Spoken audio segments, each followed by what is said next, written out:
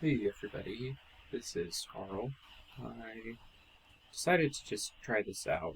Uh, Instead of doing some writing, I figured I'd try doing some YouTube videos to, I don't know, just think out loud, spend some time kind of meditating, processing some things I've been thinking about, and just decided to slap it over some gameplay just to make a little commentary video out of it. Kind of in the vein of like Sea Manners or the Weekly Slap, stuff like that. I've always kind of liked that idea and figured, hey, this is low effort. I'm a busy guy and I can give it a go. Why not? So here's kind of my first attempt at this. So I guess the topic I wanted to discuss was kind of specifically related to commentary videos. I have been thinking a lot about commentary videos just in general on YouTube and the popularity of them. Kind of similar to podcasts in a way. Long form, talkative content where it's very stream of consciousness and maybe not as organized. Sometimes they are more organized, A lot of times it's people who are just sharing their opinion. They're not really like experts in it. And other times there are people who are kind of experts on whatever topic they're talking about. And I think both are really valuable and offer a unique perspective. And I think both also have their flaws. On the one hand, there are people who can speak on great authority with things that they maybe don't know anything about. And on the other hand, I think that there are people who sometimes use their credentialing, their expertise as kind of a barrier for who's allowed to comment on specific issues, who's allowed, whose opinions are valid or invalid. And so, generally speaking, I try to take commentary videos with a grain of salt, specifically when they're related to politics, news stories, sociocultural issues, stuff like that. I try not to get too invested and usually use it more as a way to just explore an idea that I don't maybe necessarily agree with or haven't thought too hard about, just to kind of get the brain juices flowing.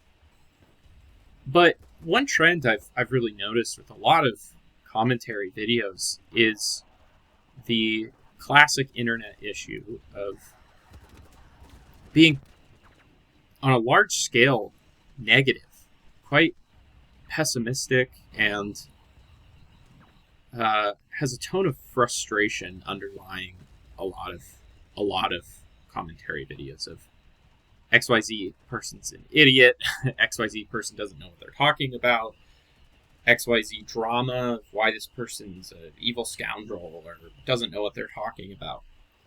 And like I said, these definitely do play a role. I'm not bashing that, but the internet has a very common issue of negativity gets more clicks than positivity typically.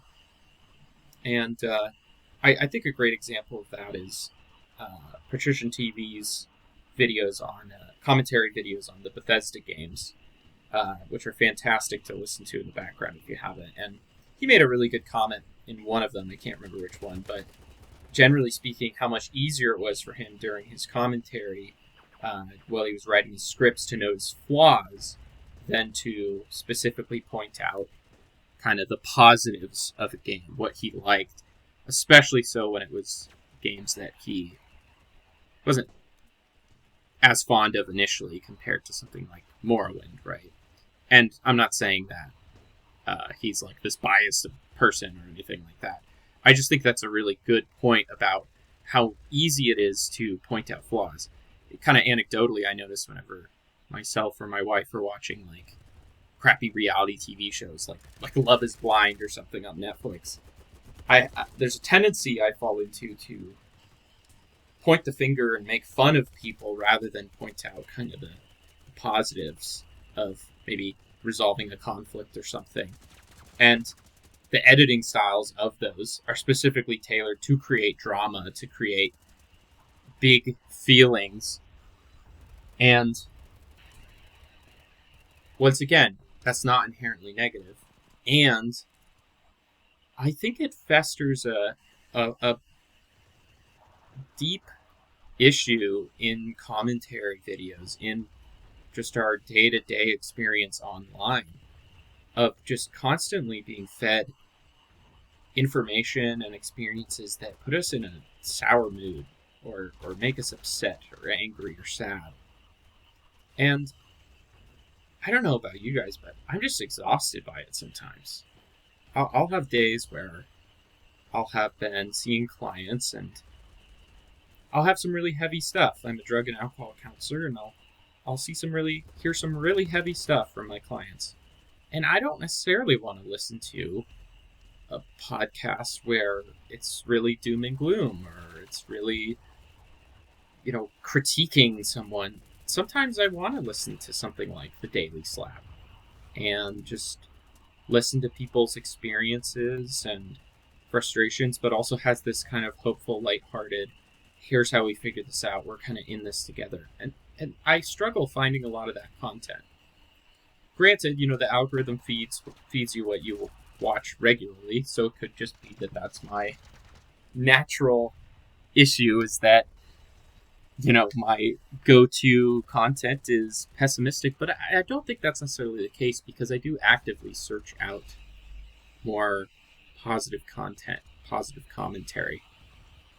And so I guess this is kind of my attempt to do that, of in a small way maybe altering the online conversation, because gosh, especially with us Zoomers, the outlook on life is not great.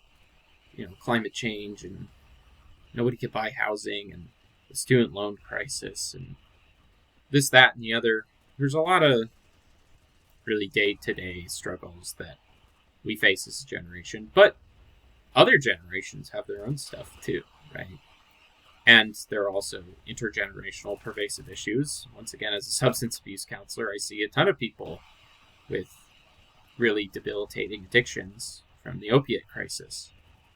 So I guess in my small way, I'm wanting to attempt to add to that more hopeful outlook online, that things can get better, and or if things are not going well, that they may not necessarily get worse, and if they do get worse, that you can get through those things. Same with the United States or country or this, that, and the other. Once again, I do think that generally speaking, we do kind of triumph. We do get over things, even with these existential threats. I have to go on thinking that we can overcome these things, and that the ever-changing tide of public opinion will ultimately swayed, is that right? I don't know. will triumph over our own destruction or something, because why go on if that's not the case, And so I guess what I'm really trying to say is just, how can you daily improve your life just a little bit? And that's been a struggle for me, where on a daily basis, a lot of times, I'll just fall into the stress and anxiety of life. I'm working as a counselor. I'm through an apprenticeship program where I have school. I'm taking night classes for possible future graduate work. I try to work out semi-regularly. I got chores around the house. I got a cat, that takes up a little bit of time. I want to spend time with my wife, and it's so easy to just blink and the day's gone, and you spent most of it stressed and working and are exhausted. And really setting aside that time to do something that really is fun, that really means a lot to you, like making a commentary YouTube video about the state of commentary YouTube videos, or reading a book, or playing a game you love without something playing in the background, really dedicating time. Calling a friend or a family member, spending time, doing some sort of activity, hobby, exercise you like. For me, I really schedule in time to go bouldering every couple days because, man, it just is so relaxing. Really dedicating these things, I think, just on a daily basis can kind of break that cycle of feeling all these big negative feelings. Oh, I have no time. Man, I'm just so frustrated at XYZ political issue. Man, this country's in decline. Or, man, the economy's not doing well. And I'm really worried about paying my rent. Or whatever. And this isn't to negate any of those issues. But it's just to make the day-to-day experience while dealing with those issues manageable. Because if everything in life is just stress and negativity, and we choose to feed ourselves that, we're not going to enjoy what we have. And even if it's something incredibly small, finding those tiny little things that really make life worth living, it's so important. And so I guess this is kind of a message more to myself, but hopefully it's helpful for you guys out there.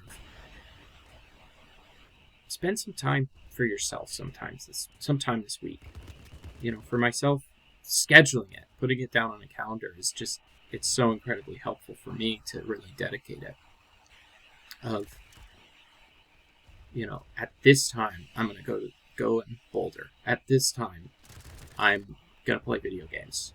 As silly as that sounds, man, it's just so helpful for me to not have this time scarcity. Oh my God, there's never enough time. I got to get it done. And so, maybe give that a go. Find the things you love. Prioritize them because they're important to you. And if they're important to you, they deserve to be given the time that they need, that you need, right?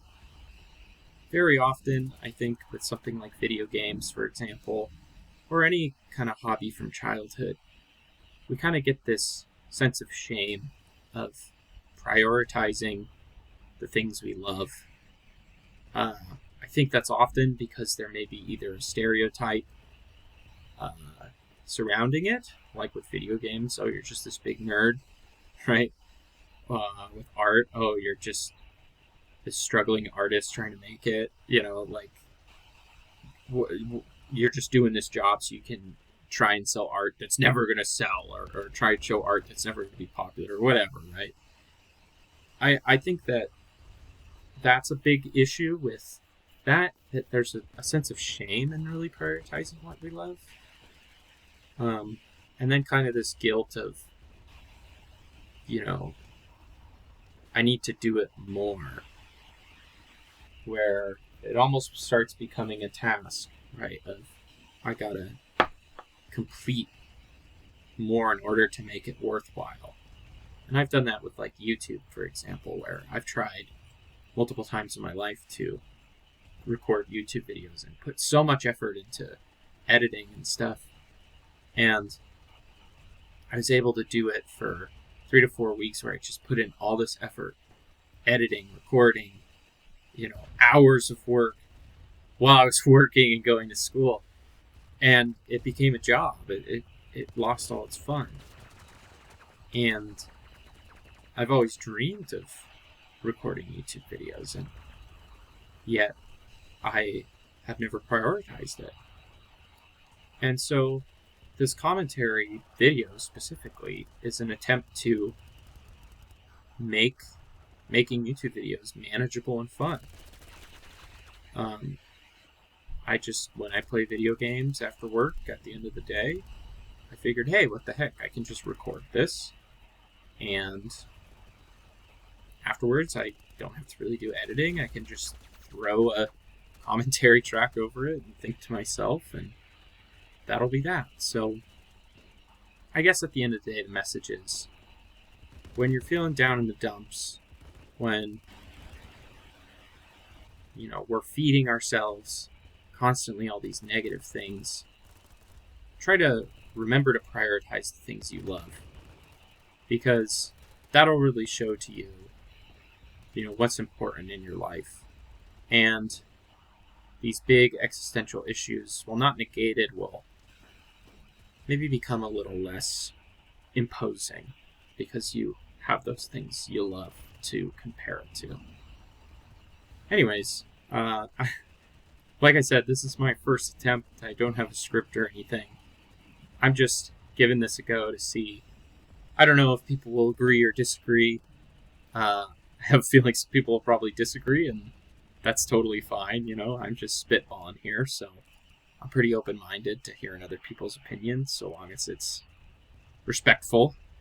But yeah, hopefully you guys enjoyed just listening to my ramblings, and thanks for watching and or listening. I hope you enjoyed it, and I guess I'll see you in the next one if that happens anytime soon. All right, bye.